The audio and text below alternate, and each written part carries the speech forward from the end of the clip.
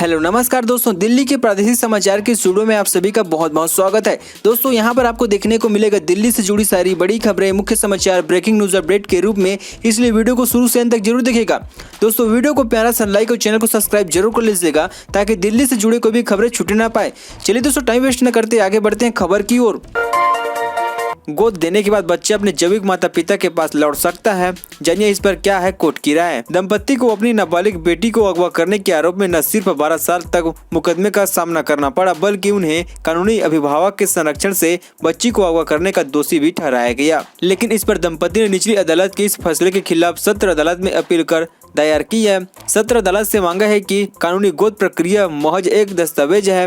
अदालत ने कहा कि बच्ची का उज्जवल भविष्य और हित सर्वोपरि है और यह जिसको भी मिले वह कानून की नजर पर उसका पालनहार है। इसके साथ ही अदालत ने जन्म देने वाले माता पिता को निचली अदालत द्वारा दोषी ठहराए जाने के फैसले को रद्द कर दिया है। अदालत ने कहा कि गोद देने के बाद बच्चे यदि अपने जैविक माता पिता के पास लौटना चाहते हैं तो यह अपराध नहीं है।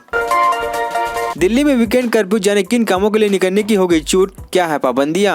राजधानी दिल्ली में कोरोना महामारी को काबू करने के लिए आम आदमी पार्टी सरकार ने गुरुवार को एक बड़ा कदम उठाते हुए शुक्रवार रात 10 बजे से सोमवार सुबह 6 बजे तक वीकेंड कर्फ्यू लागू कर दिया गया है। मुख्यमंत्री अरविंद केजरीवाल ने कहा कि वीकेंड में होने वाली सोशल गैदरिंग और कोरोना की चेन तोड़ने के लिए यह वीकेंड कर्फ्यू लगाया गया है। केजरीवाल ने कहा ये पाबंदियां आम लोगों की सुरक्षा के लिए है।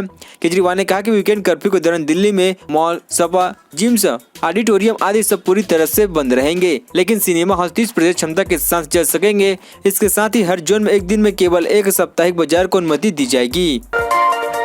नई दिल्ली में सोना 380 रुपए गिरा, चांदी 20 रुपए गिरा। नई दिल्ली सराफा बाजार में 15 अप्रैल को सोने की कीमत में गिरावट रही है। सोना 380 रुपए की गिरावट के साथ 47,620 रुपए प्रति 10 ग्राम के स्तर पर पहुंच गए हैं। 14 अप्रैल को भाव 48,000 रुपए पर बंद हुआ था। वही चांदी 20 रुपए गिर 20 रुपए प्रति किलोग्राम पर बोली गई है। पिछला बंद भाव 69,130 रुपए प्रति किलोग्राम था। गहने खरीदते समय हॉलमार्क का विशेष ध्यान रखें। हॉलमार्किंग से इस बात की गारंटी होती है कि जो सामान दुकानदार ने ग्राहक को बेचा है वह उतने ही कैरेट का है जितना आभूषण पर लिखा है। हॉलमार्क भारतीय मानक ब्यूरो अधिनियम के तहत होती है। दिल्ली में लॉकडाउन जैसे फैसले की तैयारी, आज एलजी से कोरोना पर मीटिंग करेंगे केजरीवाल। राजधानी दिल्ली में कोरोना से हालात बेकाबू होते जा रही हैं। इसको लेकर मुख्यमंत्री अरविंद केजरीवाल आज उपराज्यपाल अनिल बैजल के साथ बैठक करेंगे। बैठक के दौरान दोनों शहर में कोरोना वायरस की स्थिति पर चर्चा करेंगे। बता दें कि दिल्ली में बुधवार के रिकॉर्ड 17,282 नए संक्रमित मिले। यह अब तक का एक दिन में सामने आए सबसे बड़ा ज्यादा मरीजों की संख्या है। दिल्ली में पिछले 24 घंटों के दौरान 101 लोगों ने वायरस से संक्रमण की वजह से दम तोड़ दिया है। मुख्यमंत्री कार्यालय की तरफ से ट्वीट करके कहा गया है कि कोविड-19 संक्रमण के प्रसार के मद्देनजर दिल्ली के मुख्यमंत्री अरविंद केजरीवाल गुरुवार सुबह 11 बजे से उपराज्यपाल के साथ स्थिति को लेकर चर्चा करेंगे। दिल्ली से 70 अस्पताल में आईसीयू तो 69 अस्पतालों में वेंटिलेटर बेड भरे। दिल्ली के अस्पतालों में आईसीयू बेड और वेंटिलेटर बेड की भारी कमी है।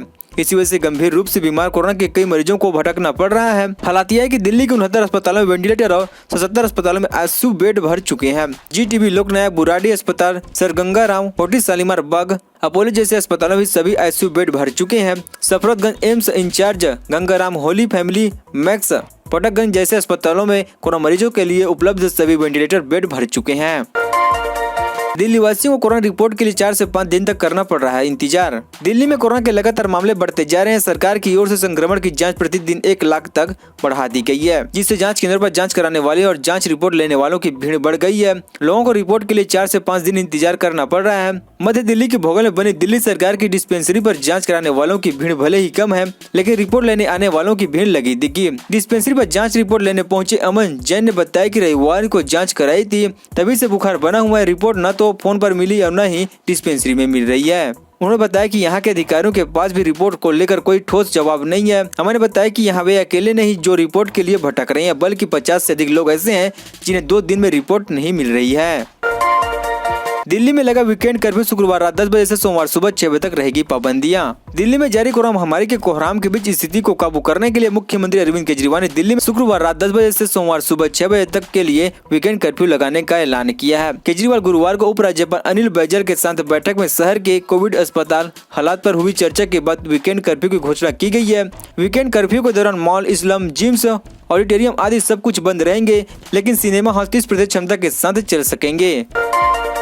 दिल्ली में कोरोना मरीजों की संख्या बढ़ने के साथ 5 गुना तक बढ़ी ऑक्सीजन की मांग। राजधानी दिल्ली में कोरोना मरीजों की संख्या बढ़ने के साथ ही ऑक्सीजन की मांग भी बढ़ गई है। ऑक्सीजन आपूर्ति करने वाले व्यापारियों की माने तो वर्तमान में दिल्ली में 350 से 400 टन तक ऑक्सीजन की मांग रोजाना है। यह आम दिनों की तुलना में 5 गुना अधिक है। आम दिनों में 80 से 100 टन की ऑक्सीजन की मांग होती है। बताया जा रहा है कि अस्पतालों में कोविड मरीजों की संख्या के चलते यह मांग बढ़ी है। RT-PCR टेस्ट कम करना राज्यों को पड़ रहा है महंगा। आंकड़ों में देखें कैसे दिल्ली मुंबई जैसे शहरों के बिगड़े हालात। कोरोना की तीव्रता संक्रमण के कई कारणों से एक एंटी टेस्ट पर भी निर्भरता ज्यादा होनी भी है। केंद्रीय स्वास्थ्य मंत्रालय के आंकड़े भी इस बात की पुष्टि करते हैं। जिन राज्यों में RT-PCR टेस्ट कम हुआ है वहाँ कोरोना के संक्रमण की दर बेहद तेज है। जहाँ RT-PCR टेस्ट ज्यादा हुआ है वहाँ यह दर अपेक्षाकृत कम तेज है। केंद्रीय स्वास्थ्य मंत्रालय ने कोरोना से 11 सर्वाधिक राज्यों के आंकड़े एकत्र किए हैं। इन आंकड़ों के अनुसार महाराष्ट्र, छत्तीसगढ़, उत्तर प्रदेश, गुजरात, मध्य प्रदेश, दिल्ली तथा केरल ऐसे राज्य हैं जहां RT-PCR टेस्ट 60% से कम है। जबकि केंद्रीय स्वास्थ्य मंत्रालय के दिशा निर्देश के अनुसार 70% RT-PCR टेस्ट होने चाहिए। एंटीजन टेस्ट 30% ज्यादा नहीं हो तथा ऐसे टेस्ट सिर्फ भीड़ भाड़ वाले स्थानों पर स्क्रीनिंग के उद्देश्य के लिए किए जाने चाहिए। दिल्ली के पंजाबी बाग में झुग्गियों में भीषण आग, दमकल की 25 गाड़ियां मौके पर पहुंची। दिल्ली के पंजाबी बाग में स्थित झुग्गियों में बुधवार की देर रात भीषण आग लग गई है। फायर ब्रिगेड की 25 गाड़ियां मौके पर पहुंची और आग को बुझाने की कोशिश में जुट रही है। करीब 3 घंटे की मशक्कत के बाद आग पर काबू पा लिया गया। इस दौरान 60 से करीब झुग्गियां पूरी तरह से जलकर खाक हो गई है। फिलहाल आग लगने का कारण स्पष्ट नहीं पता चल सका है। अभी किसी के हताहत होने की जानकारी भी नहीं मिली है। ध्वस्त हो गए कोरोना के सभी रिकॉर्ड। एक दिन में 2 लाख नए केस, मौत का ग्राफ भी बढ़ा कि अब लॉकडाउन ही है आखिरी विकल्प। भारत में कोरोना वायरस के कहर ने अब तक के सभी रिकॉर्ड को ध्वस्त कर दिया है। देश में कोरोना का कहर कितना विकराल हो चुका है इसका अंदाजा इसी बात से लगाया जा सकता है कि अब एक दिन में संक्रमण मिलने का आंकड़ा 2 लाख तक पहुंच गया है। भारत में बुधवार कोरोना वायरस के एक दिन में करीब 2 लाख नए पॉजिटिव केस सामने आई है। वहीं मौत के मामले भी लगातार हिफाजत देखने को मिल रहा है। इस तरह से कोरोना की दूसरी लहर लगातार नए रिकॉर्ड स्थापित कर रही है जो डरावनी वाली तस्वीर पेश कर रही है। दिल्ली में एक नेता ने पुलिसकर्मी को बेरहमी से पीटा, देखे वीडियो। राजधानी दिल्ली के उत्तम नगर में एक पुलिसकर्मी को बेरहमी से पीटे जाने का मामला सामने आया है। पुलिस को पीटने का आरोपी युवक कथित तौर पर एक राजनीतिक पार्टी का नेता बताया जा रहा है। जानकारी के अनुसार पुलिसकर्मी की पिटाई का यह वीडियो सोशल मीडिया में भी वायरल हो रहा है। वीडियो में पीड़ित पुलिस आरोपी के छोड़े जाने की गुहार लगाता दिखाई दे रहा है, लेकिन आरोपी उसके साथ गाली गलौज करते हुए उसे पीटते रहे। दोस्तों, खबरों का सिलसिला बस यहीं तक। दोस्तों, वीडियो की जानकारी आपको अच्छी वीडियो को प्यार लाइक कीजिए।